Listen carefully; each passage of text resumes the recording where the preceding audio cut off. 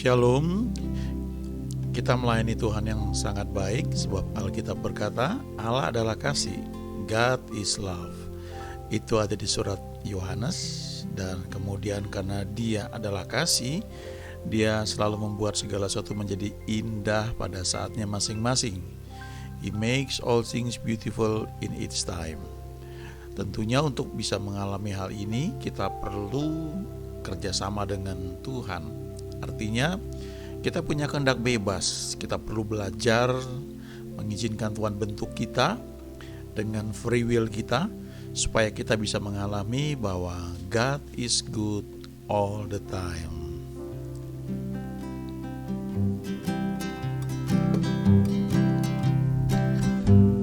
Tuhan menetapkan langkah-langkah orang yang hidupnya berkenan kepadanya.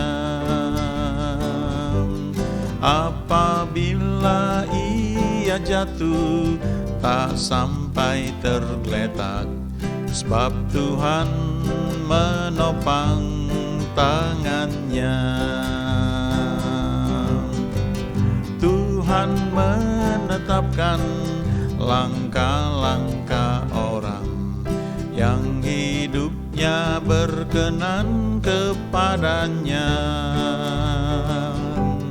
Apabila ia jatuh, tak sampai tergeletak, sebab Tuhan menopang tangannya. Tangannya,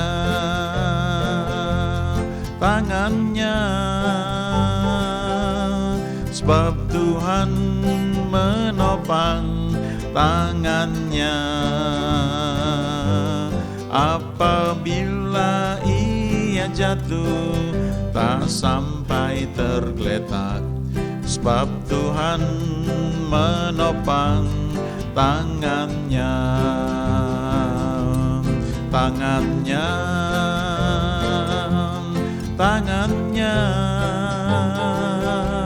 sebab Tuhan menopang tangannya.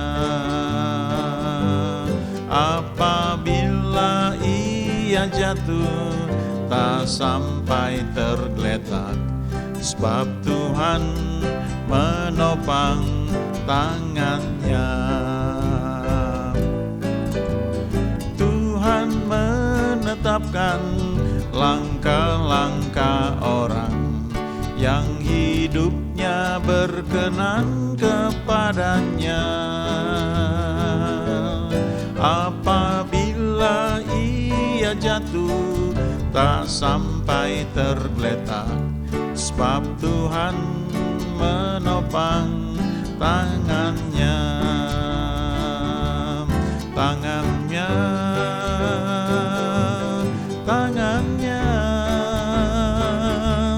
sebab Tuhan menopang tangannya.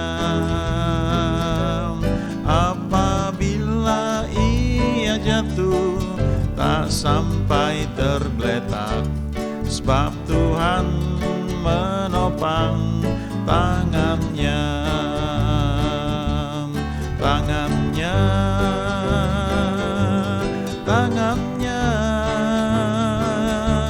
sebab Tuhan menopang tangannya. Apabila ia jatuh, tak sampai tergeletak, sebab Tuhan menopang tangannya. Sebab Tuhan menopang tangannya. Sebab Tuhan menopang tangannya. Ini janji yang sangat luar biasa yang ada di Mazmur 37. Jadi kalau kita belajar mengizinkan Tuhan menuntun hidup kita, jangan lupa kita punya kehendak bebas. Tapi kalau dengan kehendak bebas itu kita berkata, Tuhan tuntunlah aku senantiasa, bimbinglah aku senantiasa. Maka dia akan mengarahkan langkah-langkah hidup kita. Dan salah satu cara Tuhan bekerja itu lewat keinginan. Dia mengerjakan keinginan, ya, muncul dalam hati kita. Lalu lambat laun, ya, bisa cepat bisa lambat, ya, tergantung seberapa jauh kita fokus untuk mengikuti rencananya. Akan semakin banyak keinginan yang muncul di hati kita yang memang dari Dia, dari Tuhan, ya. Walaupun nampaknya situasinya sulit atau mustahil, tapi yang namanya dorongan dari Tuhan itu memang akan ada. Semakin kita bersekutu dengan Dia, kita berdoa, maka keinginan itu akan terus ada, ya. Dia tidak pusi, ya, tidak menekan, tapi ada gitu, ya. Dan kita bisa belajar bahwa itu tuntunan dari Dia. Dan kalau kita ikuti, ya, nggak dijamin juga kita nggak pernah gagal, karena dalam prakteknya kan kita ini hidup di dunia, ya, banyak pengaruh, ya. Kadang-kadang itu ada hal lain yang perlu kita pertimbangkan, ya, dan itu mau nggak mau mempengaruhi keputusan yang kita buat. Ya, kalau orang yang single sama orang yang sudah berkeluarga, ya jelas beda, ya. Keputusan yang mau diambil mau nggak mau dia mikir juga, ya. Suami, ya, ada pengaruh dari istri, sebaliknya juga begitu, ya, pengaruh hal-hal lain. Ya, sebagai contoh misalnya Abraham. Ketika Abraham dipanggil dari Ur Kasdim, firmannya sebenarnya jelas, ya, untuk keluar dari lingkungan itu, dari sana keluargamu. Jadi mestinya yang pergi itu sebenarnya cuma Abraham sama istrinya. Tapi mungkin situasi waktu itu tidak sesederhana yang dipikirkan, sehingga ada ayahnya ikut, ada Lot juga ikut. Dan mereka berangkat tapi berhenti di tengah jalan, ya, mereka berhenti di Haran. Ada yang mengatakan bahwa bisa 15 tahun tuh tinggal di Haran sampai ayahnya Abraham meninggal, yang namanya Terah, baru Tuhan berfirman lagi. Ya, Tuhan berfirman, lalu sama juga keluar dari sana keluargamu ini, tapi dia ada Lot, mau nggak mau dia masih harus bawa, karena itu mungkin, ya, tanggung jawab itu keponakan dia.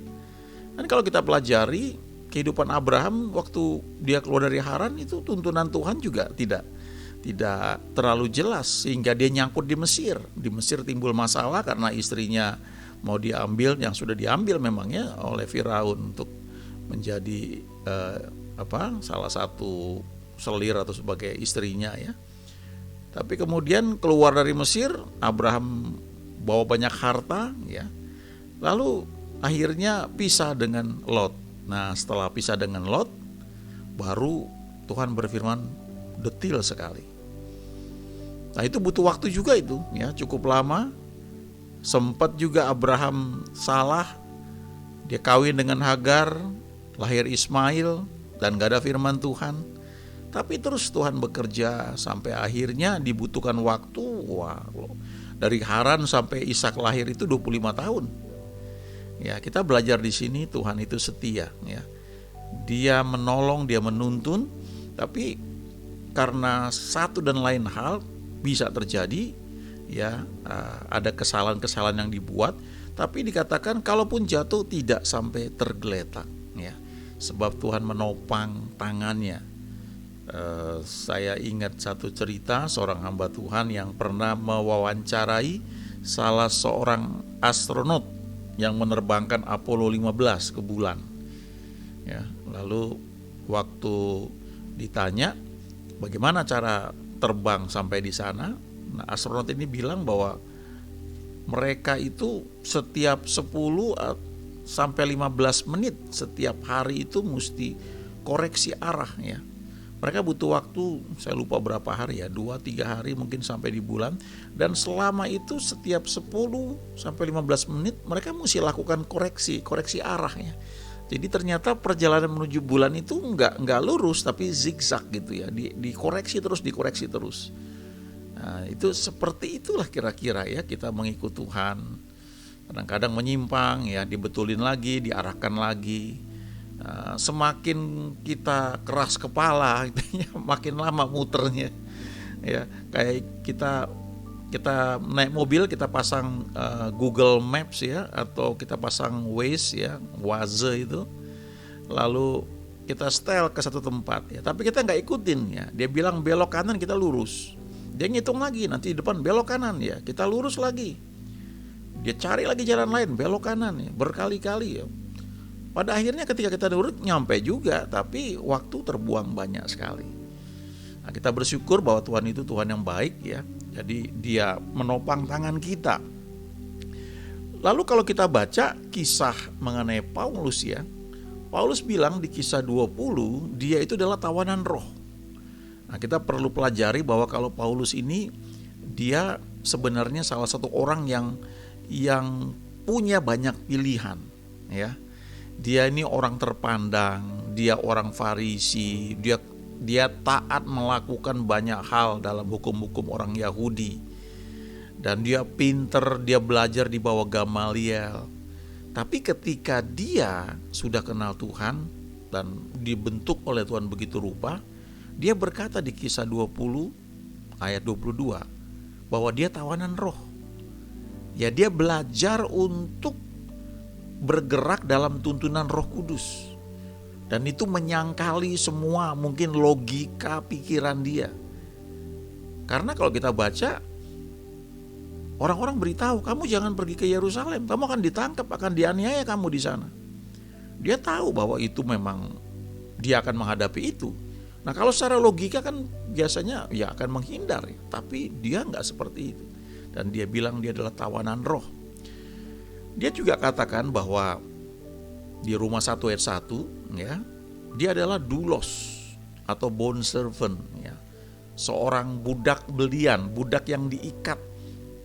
Dia berkata dia adalah hamba Kristus Yesus. Dia adalah hamba, kata hamba itu doulos atau bond servant. Ada contoh lain di Perjanjian Lama, yaitu kisah mengenai Daniel, Sadrah, Mesah, dan Abednego.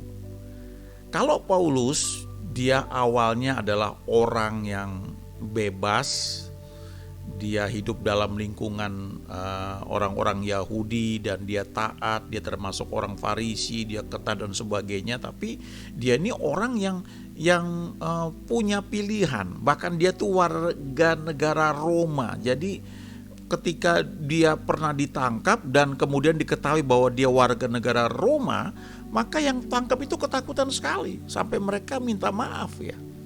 Karena warga negara Roma pada saat itu, wah itu hebat sekali ya. Nah, kalau Daniel, Sadrah, Mesah, Abednego ini beda dengan Paulus ya. Kalau kita baca dari Daniel pasal 1 ya, misalnya saya bacakan ya, ada beberapa ayat di sini. Pada tahun yang ketiga pemerintahan Yoyakim Raja Yehuda, datanglah Nebukadnezar Raja Babel ke Yerusalem lalu mengepung kota itu. Jadi ini ceritanya Raja Nebukadnezar ya, Raja Babel ini mengepung kota Yerusalem, kemudian kota itu kalah ya, lalu ditawan sebagian orang, dibawa ke Babel. Di ayat 3 dikatakan, lalu raja bertitah kepada Aspenas, kepala istananya, untuk membawa beberapa orang Israel yang berasal dari keturunan raja dan dari kaum bangsawan. Nah, merekanya dibawa ke Babel, mereka dididik, mereka mesti sekolah kayak akademi gitu selama 3 tahun, kemudian harus bekerja di Babel. Tapi untuk masuk di sana diseleksi dulu, dipilih orang-orang yang badannya sehat, orang-orang yang IQ-nya tinggi ya, yang wah pinter lah ya. Ada mungkin kalau ujian sekolah ada name-nya dilihat ya, nilai Eptanas murninya seperti apa ya dan sebagainya. Tapi istilahnya mereka ini pilihan. Dan di antara mereka ya, di ayat 6 dikatakan di antara mereka itu ada juga beberapa orang Yehuda, yaitu Daniel, Hananya, Misael, dan Azaria. Lalu karena mereka ini dibawa ke Babel, dan di Babel itu Babel itu artinya kacau ya, kekacauan. Itu mereka punya dewa-dewa yang lain yang mereka sembah. Jadi Daniel dengan teman-temannya ini, ya, Hananya, Misael dan Azaria ini diberi nama lain.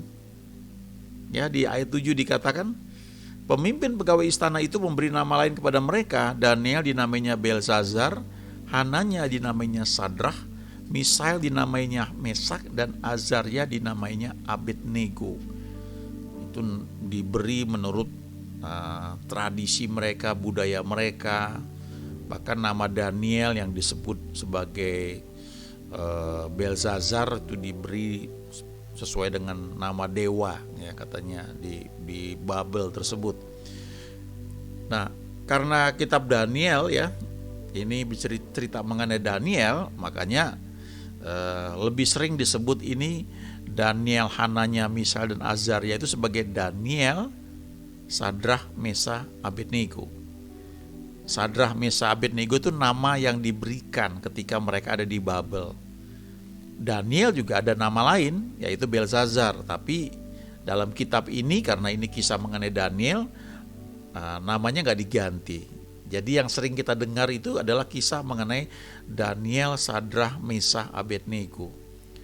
Mereka ini tawanan. Kalau Paulus, dia mengatakan aku tawanan roh. Jadi aku ini punya pilihan banyak sebenarnya. Aku pinter, aku sekolah, aku belajar, aku ngerti banyak. Tapi aku belajar untuk membiarkan diriku dipimpin oleh Roh Kudus. Dan tidak hanya itu, dia menggunakan istilah tawanan roh. Dan dia katakan aku ini hamba Kristus, bond servant. Aku ini doulos, ya, hamba yang diikat, ya, yang namanya pun sudah gak ada lagi, cuma dikenal sebagai hamba Kristus Yesus. Dan Paulus melakukan hal itu ketika dia punya banyak pilihan. Nah, itu mungkin seperti kita, ya. Kita mungkin cukup banyak pilihan. Barangkali kita lahir di keluarga yang cukup berada, kita punya segalanya. Jadi ketika mau kemana pun kayaknya nggak ada kesulitan, ya. Masalah biaya tuh bukan suatu hal yang menjadi penghalang. Juga masalah mungkin koneksi dengan orang lain, ya, itu bukan hal yang sulit. Nah, sehingga di satu sisi orang-orang seperti itu, ya, bagus, ya, punya pilihan. Tapi kalau tidak mengenal Tuhan dengan baik, cenderung bisa salah, banyak kali salah mengambil keputusan. Saya ingat seorang teman pernah cerita, ketika dia masih kuliah tuh waktu SMA, ada temannya, orang tuanya, ayahnya itu punya jabatan yang tinggi, ya, karena posisi pekerjaannya itu, maka kalau mengandalkan gaji sih ya nggak akan cukup. Tapi uang itu berlimpah-limpah, ya, uang panas lah istilahnya, ya, karena ada orang datang ngasih uang dengan harapan perkaranya dibelang atau dia dilindungi dan sebagainya lah, ya. Jadi orang anaknya ini, ya, istilahnya mau minta apa aja selalu ada, ya, karena orang tuanya cukup, lebih dari cukup. Tapi tahu, ya, karena begitu bebas dan tidak dididik dengan baik, perempuan, ya, anaknya ini, ya, lalu pacaran sama orang asing, ya, kemudian akhirnya, ya, hamil di luar nikah. Lalu karena orang tuanya kaya, ya, sebagainya bisa dibiayai semua. Lalu dia di sekolah, ya, di luar negeri, ya, dengan suaminya orang asing, semua dibiayai, ya. Dan kayaknya hidup itu seperti di negeri yang negeri dongeng, semuanya serba ada. Tapi ketika orang tuanya sudah meninggal, ya, walaupun mungkin punya aset banyak, tapi anak-anaknya itu tidak terdidik dengan baik untuk bisa mengelola aset. Jadi ketika sudah dibagi semuanya, satu persatu habis habis semua. Dan akhirnya ini yang cerita nih bilang begini, bahwa orang ini ya, anak perempuan ini akhirnya hidup dari belas kasihan teman-temannya. Apa yang dulu dia punya tidak bersisa. Ya, teman-temannya baik ya, nolongin ya, tapi jauh sekali dari keadaan ketika orang tuanya masih ada. Nah, cerita mengenai Daniel, Sadrak, Mesakh, Abednego nggak seperti itu. Mereka tawanan, dan karena mereka tawanan, mereka nggak punya banyak pilihan. Karena kalau mereka nggak nurut, mereka bisa mati. Jadi ya nurut aja. Dibawa ke Babel, mesti belajar bahasa tulisan orang Kasdim, nggak bisa nolak. Tapi yang luar biasa, kalau kita baca cerita mereka ini, mereka adalah orang-orang yang punya dedikasi yang tinggi. Ya, mereka ini orang-orang yang beribadah kepada Tuhan, dan untuk hal ini ya mereka memang cerdik ya. Kalau kita baca Daniel tuh dia cerdik bagaimana dia bisa tetap menjalankan ibadahnya kepada Tuhan di tengah negeri Babel, dan dia tetap aman. Tapi dia punya hati yang benar. Pertama-tama dia mau beribadah kepada Tuhan, sehingga dia gak mau menajiskan dirinya dengan makanan atau anggur yang ada di meja raja. Lalu Tuhan berikan favor. Dan kalau kita baca kisahnya, mereka ini menjadi orang yang hebat. Mereka 10 kali lebih pintar daripada orang-orang lain. Tapi bukannya mereka hidup tanpa tantangan. Kita baca di Daniel pasal 2, semua orang berilmu terancam mati. Karena Raja Nebukadnezar mimpi, dan dia minta orang kasih tahu dia mimpi apa. Jelas gak ada yang bisa. Tapi Daniel bisa. Lalu Daniel dapat kedudukan yang tinggi. Dan kalau kita baca di Daniel pasal 3, kita akan melihat Sadrak, Mesakh, Abednego dihadapkan pada pilihan menyembah patung yang didirikan oleh Nebukadnezar ya, ataukah mereka masuk ke dalam perapian yang menyala-nyala. Mereka tawanan ya. Mereka gak punya pilihan. Tapi ketika disuruh menyembah ilah lain, mereka memilih untuk dilempar ke dalam api yang menyala itu. Dan mereka bisa berkata, jika Allah kami yang kami puja sanggup melepaskan kami, maka ia akan melepaskan kami dari perapian yang menyala-nyala itu. Tapi seandainya tidak, kami tidak akan menyembah patung yang didirikan oleh Raja Nebukadnezar. Mereka harus masuk api. Sadrak, Mesakh, Abednego dibakar, tapi mereka gak mati. Pakaiannya gak terbakar, rambutnya gak terbakar, bahkan bau hangus pun tidak ada pada mereka. Tapi jangan lupa, mereka adalah tawanan yang kemudian diberi posisi. Mereka bekerja di Babel. Walaupun mereka punya fasilitas tinggi, tapi apakah mereka bisa pulang ke kampung? Enggak seperti itu ya. Mereka juga pada dasarnya tawanan. Tapi di balik itu semua, sebenarnya kata tawanan itu ya, kalau Paulus kan tawanan roh, tapi kalau ini tawanan betul-betul memang orang-orang yang ditawan di negeri asing. Tapi itu menjadi pagar dari Tuhan untuk tugas yang Tuhan berikan buat mereka di Babel. Kalau kita baca Yeremia pasal 29, itu surat yang dikirim kepada orang-orang buangan yang ada di Babel ya. Dan surat itu bilang, ayo ya, settle di sana, artinya tetap di sana. Usahakan kesejahteraan tempat itu, berdoa untuk tempat itu. Lalu yang belum punya istri, ayo cari istri. Yang belum punya mantu, cari mantu ya, supaya kamu bertambah banyak, pengaruhmu semakin kuat di sana. Nah, kalau ditanya mereka mungkin maunya pulang.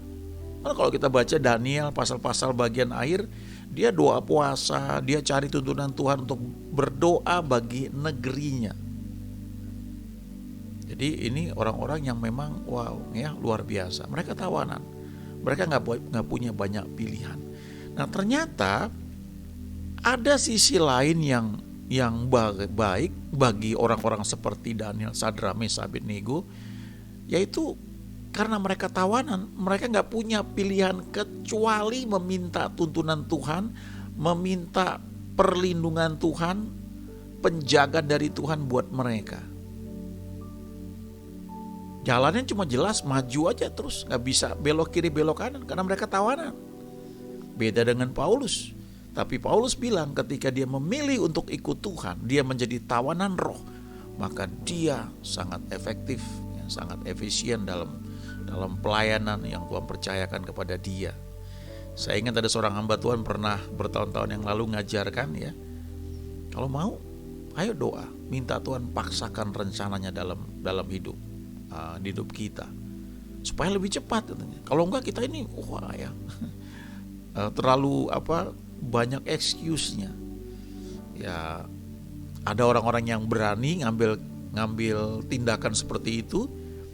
Walaupun hamba Tuhan ini ingatkan, kalau kamu udah doa seperti itu jangan mengeluh ya. Karena nanti akan datang banyak masalah yang tujuannya memang membuat kamu itu semakin siap dibentuk untuk rencana Tuhan yang memang Dia siapkan buat kamu. Ada juga orang-orang yang janganlah saya ikutin step by step lah, yaitu soal pilihannya. Tapi poin yang saya mau sampaikan adalah kalau kita ini hidup sebagai tawanannya Tuhan, tawanan roh, maka kita akan cenderung menjaga hubungan kita dengan Tuhan supaya kita bisa menangkap tuntunannya dan kita bisa seperti jalan tol ya, dengan cepatnya melalui banyak hal, bahkan dengan cara-cara yang gak pernah kita bayangkan sebelumnya. Nah, kalau hari-hari ini kita mungkin seperti Paulus ya, yang punya banyak pilihan, yang mengucap syukur. Mari minta supaya Tuhan beri hikmat supaya kita jangan salah memilih. Sebaliknya kalau kita hari-hari ini adalah seperti tawanan, seperti Daniel, Sadrah, Mesakh, Abednego, kita gak punya banyak pilihan. Mungkin di lingkungan yang kurang nyaman, tapi kalau kita keluar dari situ, kita gak tahu mau kemana. Coba belajar dari Daniel, Sadrah, Mesakh, Abednego. Khususnya Daniel, coba perbaiki mesbah dengan Tuhan. Karena kalaupun gak ada jalan ke kiri ke kanan, kita gak melihat jalan di sekitar kita, ada jalan yang selalu terbuka, yaitu jalan doa. Kalau zaman dulu tuh istilahnya ke atas ya, jalannya ke atas ke Tuhan, Tuhan tuh di atas. Tapi ingat di perjanjian baru, kita yang sudah terima Tuhan Yesus, ada Roh Kudus dalam hati kita. Jadi kalau kita berdoa sebenarnya kita melihat ke bawah ya, ke dalam kita, karena ada Roh Kudus di situ. Tinggal kita minta Dia membuka telinga kita, dan Dia pasti buka jalan. Tidak mungkin tidak.